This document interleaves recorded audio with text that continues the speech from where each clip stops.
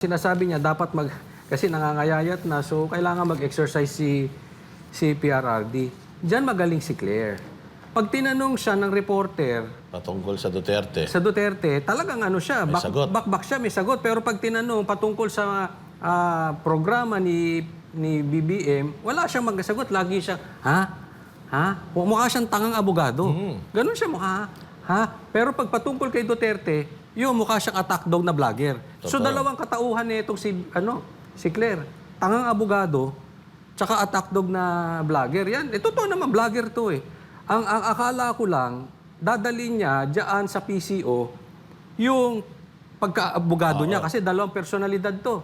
Ang dinala diyan sa PCO, yung pagiging vlogger. Mag-iingat tayo kasi maraming lumalabas na fake news ngayon ha. Yung mga nai-excite dyan. Kalma lang kasi huwag kayo nakikipag-unahan sa balita. Oo. Kalma. Hindi po ito unahan ng balita. Oo, masyado kayong wag kayong masyadong sabik. O darating din tayo diyan. Magkikita-kita din tayo sa finals. Tsaka ano naman itong issue na naman na kala ko tapos na tong away-awayan ng mga vlogger. Ba't hindi pa rin pala natatapos to, Cocholi? Ano ba ito? Awayan ng babae? Awayan ng vlogger? Hindi ko na maintindihan. Oo nga, bakit ba kayo nag-aaway? Huwag na kayo mag-away-away. Kasi sabi ko nga, focus na lang tayo sa goal. Kasi patay na yung issue na yan, di ba? Issue ng mga...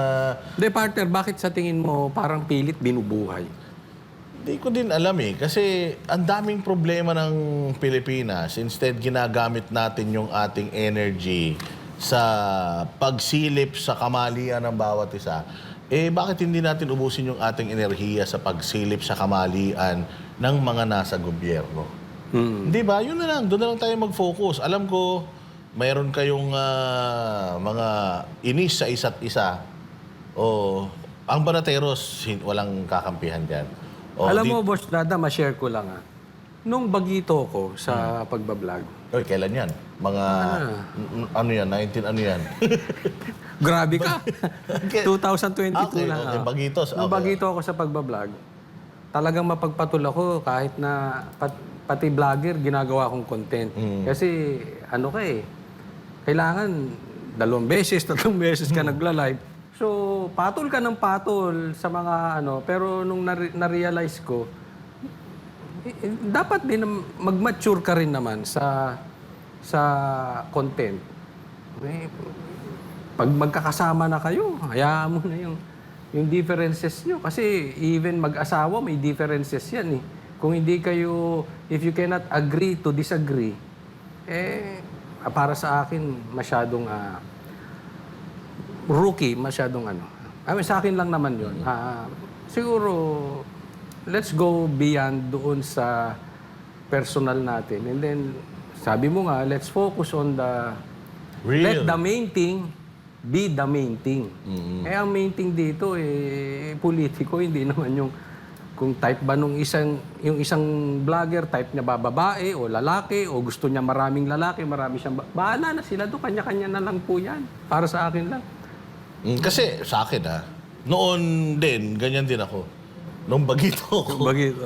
Which is last year. Bagito ako ganyan. Then nung tayo, mainit din tayo. Lahat, sinisita natin, mga bashers, naapektuhan tayo sa mga comment. Pero as it drags on, dapat talaga, medyo mas kumakapal ang mukha mo. Kailangan mas lalo mong kayang dalhin yung sarili mo, lalo na sa mga ganitong klase ng pressure. Mas pwede mo natin sabihin na kachipan kapag pinag-uusapan na personal na buhay, lalo na hindi naman tayo yung mga key players dito. At saka, as far as I know, we are political bloggers, not chismis bloggers. Hayaan na natin sino ba yung mga Christopher Min, Boy Abunda. Doon sa kanila na yun. Total, yun ang kanilang linyada. Hayaan na natin. Unless gusto mo maging political vlogger / chismis vlogger, saka tayo pumunta sa ganung sitwasyon. But for the meantime, focus tayo. Ano bang focus natin? Una, pauwiin si Tatay Digong. Yun ang main. Let the main thing be the main thing. And ang nangyayari sa atin, nagme-major tayo sa minor Kasi ako nakikita ko yung mga post sa social media, ganito, si ganyan. it's not helping the cause. Oo. Di ba? So, Pinagpepiestahan pa ng kalaban. Kasi Ay, hindi, kita mo, nag-aaway-aaway sila. Gano'n-gano'n, no? sa totoo lang, yung mga ganung bagay, yung kalaban, Oo. di na natin iniisip yung kalaban. Ang iniisip ko, yung mga kakampi natin na nalilito na. O, na nadadamay na rin, nagkakaroon ng... Kahit naman sabihin natin na hindi, ayaw nila magkaroon ng paksyon-paksyon, pero yung mga ganitong bagay divides yung mga supporters na dapat nakafocus doon sa mga issues. Kasi ang gagaling na itong mga vloggers na ito. Oo. Na kung sana talagang... Sa bagay, pwede mo naman, sabi nila, ba't di ba natin pwedeng parehas gawin? Bumanat sa gobyerno and ito. Pero mas maganda kung focus. 100%. Doon na tayo. Pag sumagot kasi, pag sumagot ka sa basher, tuwang-tuwa yung basher, magre-reply din sa'yo. So hindi na kayo matatapos. Nagsasayang na kayo ng oras. Ganon din dito. Pag mayroong batikos yung isa sa isa, yung isa sasagot. So wala nang katapusan. Yung sagutan, yung hanapan ng mali, hanapan ng butas, kalaunan, ayun na, nasasayang yung oras. Di ba? Tapos sana yung mga manunood, kasi syempre, pag pinapanood, patuloy nagagawa sila ng ganong klase kasi mabenta eh. Diba? Pero dapat ihusgahan natin, may connection pa ba yung sinasabi sa politika? Pag may connection sa politika, di okay lang, go. Pagka attacking lang ang bawat isa, wag na siguro. Ako, para sa lahat naman po ito, hindi naman, alam niyo naman, hindi naman tayo sumasanib kung saan, sa kaliwa, sa kanan. Doon lang tayo sa Pero hindi naman para turuan natin sila, matatanda na sila. Ang punto lang kasi natin dito, every day, tayo mga vloggers, every day, pinapanood tayo ng mga binabatikos natin. Tinitingnan nila kung bibisto ba sila sa mga ginagawa nilang kabulastugan, di ba? Ngayon, pag nakikita nila na we are busy doing something else, nakakahinga sila ng maluwag. So kailangan ito yung pinaka tamang panahon para talagang i-press natin yung issue, questionin natin sila. So malapit ng 2028, nakakalimutan natin yung mga issues na dapat na talagang pinapuputok natin. Siguro pakiusapan natin yung mga banateras worldwide. Oo, na wag na kayong makisali kung ano man yung mga nakikita nyo dyan. O kung meron kayong mga naririnig sa iba about this person. Wag na kayong makisali. Focus na tayo doon sa mga issues natin. At isa nga sa mga issue ngayon, itong bangayan ng Kongreso at ng Senado. At yung bangayan mismo sa loob ng Kongreso at sa loob ng Senado. Pero para partner, mas gusto kasi nila pinapanood yung bangayan ng vloggers eh. Hindi, wala tayong doon eh. Hindi yung bangayan ng mga Senado. Wala tayong, kumbaga wala tayong makukuhang magandang aral dyan eh. Ito yung dapat natin pagtuunan ng pansin. Kasi yung palapit na po yung 20th Congress. Na by the end of this month, 20th Congress na. Yun. At pinapanalangin natin na sana magkaroon ng bagong Speaker of the House na yung patas. At sana din, dyan sa Senado, kung makikip yung current na Senate President or kung mapapalitan man, okay lang din, basta dapat yung patas. Yun lang naman ang concern natin eh. Ngayon nagkakagulo dyan sa constitutional crisis na ba ang tawag dito, Coach Oli? Kung ito si Mig Zubiri kasi meron siyang binitawang salita tungkol dito sa impeachment ni VP Sara na witch hunt daw ito. At syempre, nagre-react yung mga pro-impeachment at saka yung mga makakaliwa. At sinasabi nila na hindi daw ito witch hunt, bagkus mayroon naman daw talagang mga ebidensya and ang sinabi nung isang makakaliwa na I think nanalo na din as party list representative na ang gusto daw nila is makulong yung witch from the south. Ano masasabi mo dyan, Coach Oli? Itong pagiging yung constitutional crisis, dati na yung sinasabi, magkakaroon talaga tayo ng problema. Kasi nga, itong pamamalakad, magkakaroon pa nga ng yung leadership vacuum coming from the president na hindi naman siya, di umano, ang talagang nagiging presidente, yung bulong ng iba kaliwat kanan, na parang clueless ang nangyayari dito kay Marcos.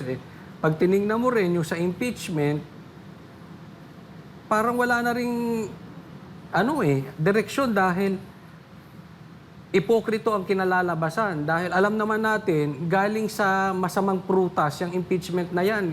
Nagkabayaran po dyan. Yan po ay according to Chanco. So sa kanila mismo galing yan.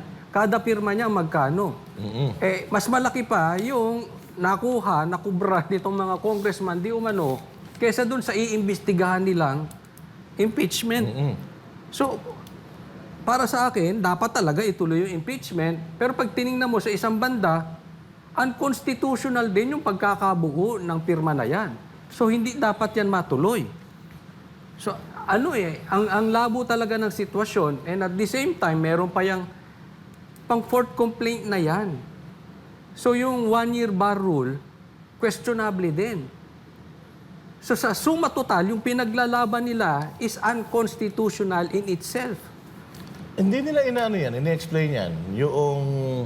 Basta ang sinasabi lang nila is hindi tayo lumabag doon sa one-year ban. Yun lang sinasabi nila. Pero yung question na 4 yung impeachment complaint sa loob ng isang taon, yung pang-4 yung ginamit, anong nangyari doon sa 3? Yun nga, fast break yun eh. Kasi yung hindi nila una, maipaliwanag.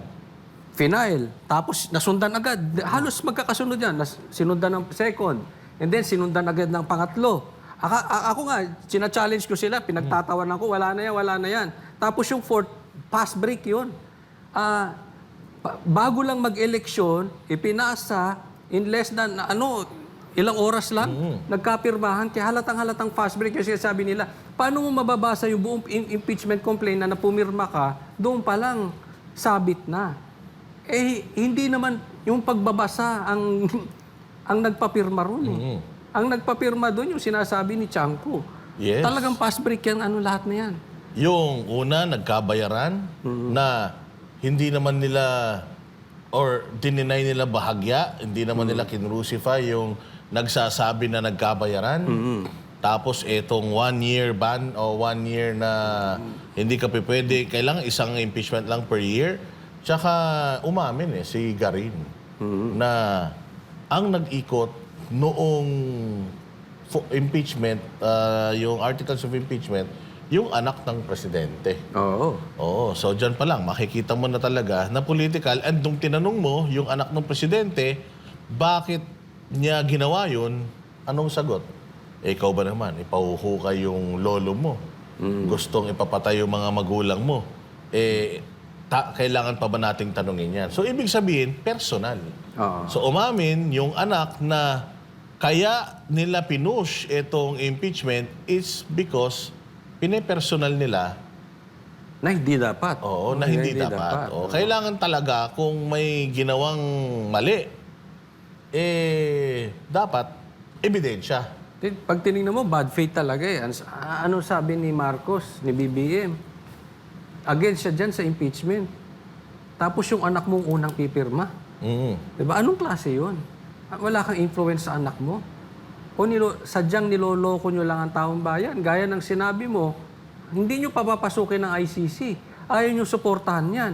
Ngayon, pinahuli nyo, pinakidnap nyo si Tatay Digong, dinala nyo dyan sa dahig. Ngayon, na gustong ibalik dito si PRRD, ayaw nyo suportahan. Di ba? So, doon halatang-halata, mating-mati rito si BBM. Dito sa ginagawa niyan to, hindi niya pwedeng i-deny ito. Pwede niya i-deny niya, pero nakikita mo parang walang laman yung lata. Mambubudol talaga. Bubudol talaga to. Oo, mambubudol talaga kasi sinasabi nila na wala silang kinalaman sa pagpapadala kay Pangulong Duterte sa ICC. Pero yung yung spokesperson, meron na namang malupit na binitawan.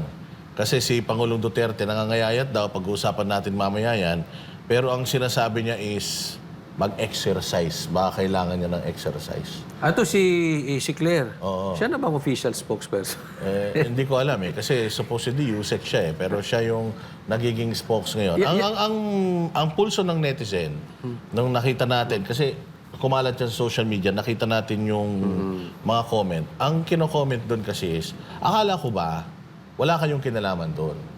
So bakit hindi na lang ninyo i-wish na makabalik si Pangulong Duterte sa Pilipinas? Or at least, gumawa kayo ng paraan para makauwi si Pangulong Duterte dito sa Pilipinas. Well, obvious naman na sila yung nagpadala doon. Pero dinideny nila yun eh.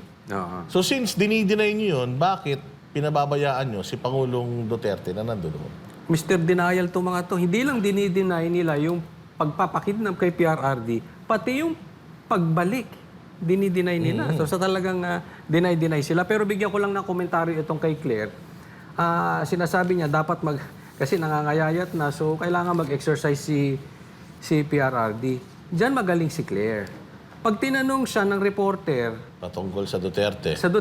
talagang ano siya, May sagot. bakbak siya, may sagot. Pero pag tinanong patungkol sa programa ni BBM, wala siyang magsagot. Lagi siya, mukha siyang tangang abogado. Ganun siya mukha. Pero pag patungkol kay Duterte, yung mukha siyang attack dog na vlogger. So dalawang katauhan nitong si Claire. Tangang abogado, tsaka attack dog na vlogger. Yan, totoo naman, vlogger to eh.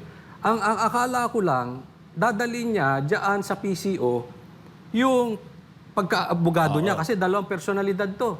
Ang dinala diyan sa PCO yung pagiging vlogger. Tsaka partner, itong vlogger na ito, hindi siya vlogger na normal, abogadong vlogger ito. Ang mga vlog nito is patungkol sa mga batas. Pagka may mga katanungan sa batas, in-explain niya according sa kanyang profesyon. Kung merong issue, ang insights niya insight ng isang abogado. Pero ayun nga, akala natin pagdating dito sa pedestal, Wala. oo, gagamitin niya yung kapag kanyang pagiging abogado. Pero actually, hindi, Eto na lang. Tingnan mo yung mga vlogger nila. Di ba?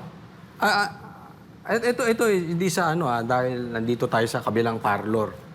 Pero pag tiningnan mo yung sa kabilang vlogger, talagang walang laman eh. Wala. Sa kabilang parlor. Tingnan mo ang sagot ngayon nitong babaeng to. Hindi na nalalayo. Bulong ko sa iyo sino yung vlogger. Oy, nako. Di ba? Oo. Totoo Hindi nga na yan. nalalayo. Speaking of, itong mga vlogger sa kabila, puro chismis lang. Hindi, ganyan na nangyari dito, chismis vlogger. Paano lumalabas? Yung mga nandirito, puro chismisa na lang din. Yung mga nasa side natin, Kaya tigil na yan. Itigil na yung mga chismisa na yan.